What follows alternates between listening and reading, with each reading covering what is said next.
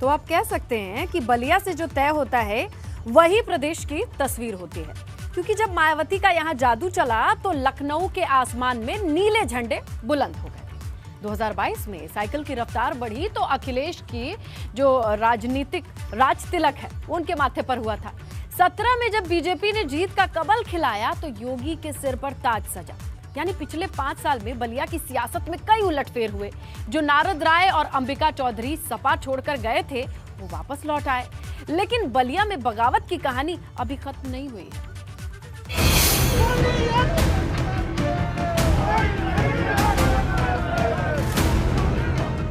बागी बलिया की सियासत में बगावत है तो अदावत भी है। सदर की जंग में ऐसी ही बाहुबली लड़ाई दिखाई दे रही है, जहां भारतीय जनता पार्टी के दयाशंकर सिंह और समाजवादी पार्टी के नारद राय में तीखे वार पलटवार हुए।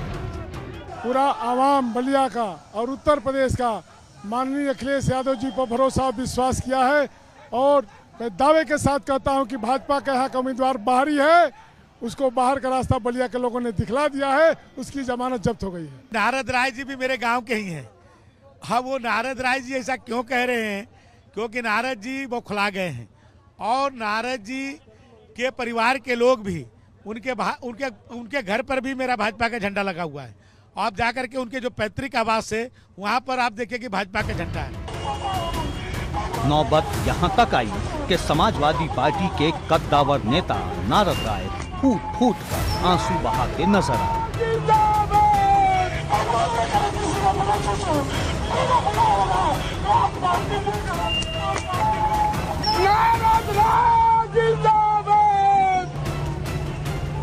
ये वाकया तब हुआ जब नारद राय गांव में प्रचार करने पहुंचे, लेकिन अपने ही घर पर भाजपा का झंडा लहराता दिखा तो उनके सब्र का बांध टूट गया। बाहुबली जंग में दयाशंकर पर नारद राय ने उनका आशियाना तोड़ने का सीधा इल्जाम लगाया, लेकिन दयाशंकर सिंह ने जुबानी हमले की धार और तेज कर दी। जहां भाजपा के दयाशंकर सिंह का भाजपा संगठन में राजनीति का लंबा अनुभव रहा है, वहीं सपा के नारद राय ने राजनीति के गुण पूर्व प्रधानमंत्री चंद्रशेखर और छोटे लोहिया जनेश्वर मिश्र से सीखे हैं, इसलिए इनकी लड़ाई बेहद दिलचस्प है।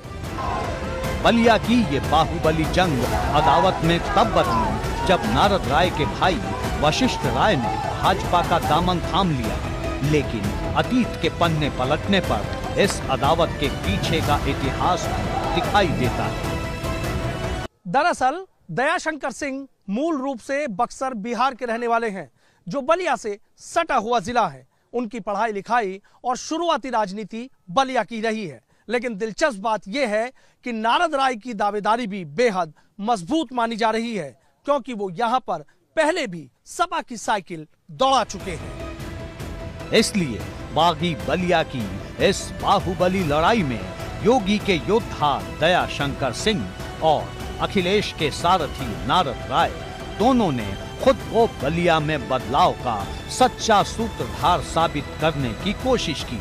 हालांकि बलिया खुद किस पर भरोसा करेगा ये 10 मार्च को ही पता चलेगा।